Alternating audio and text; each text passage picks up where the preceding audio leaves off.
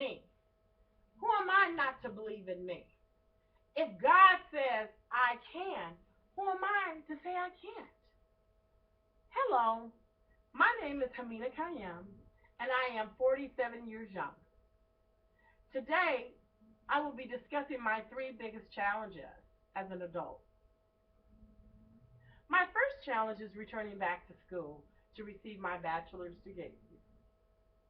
I'm convinced the purpose of me returning back to school is for skill building as well as character building. And I say today, I will no longer allow fear to dictate my destiny. Public speaking is my second biggest challenge. Let's face it, communication is a verb that no one can escape, no matter if you're deaf, mute, or blind. We must all learn to communicate effectively to be acknowledged and respected in this world. In order for me to be the best communicator, I must first have trust and faith in God and in myself. Second, I must know that I have a divine purpose, and whatever my purpose is, I must learn to communicate effectively.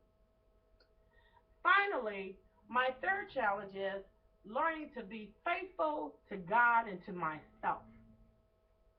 On and on throughout the Bible, God reveals stories after stories where disaster leads to destiny because of support, where loss leads to laughter because of loyalty, where fear leads to confidence because of belief. Just recently, I received an opportunity to become a church nurse in the emergency room.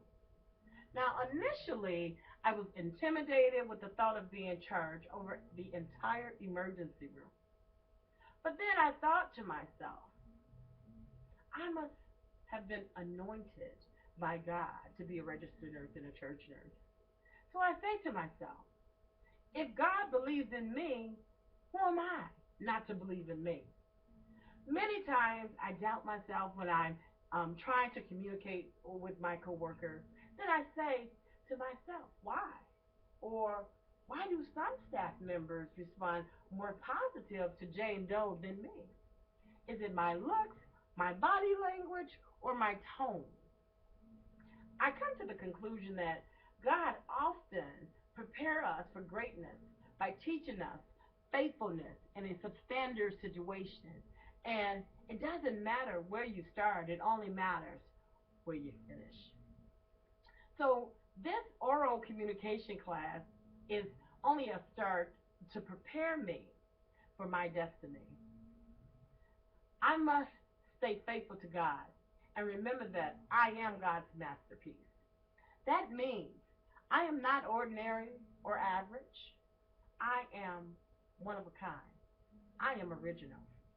I must believe when God created me, He went to great lengths to make me exactly the way He wanted me to be.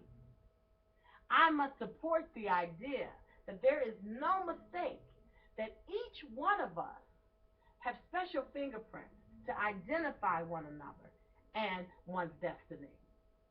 God designed me the way I am for a purpose. And everything about me is unique, and everything about me, it matters. So I realize because I belong to Him, I am extremely valuable. God has designed me in His image with His extraordinary skills and intelligence. Therefore, by better understanding my design, I can better understand my destiny. Discovering my design, I am more likely to discover my destiny in Christ. Thank you.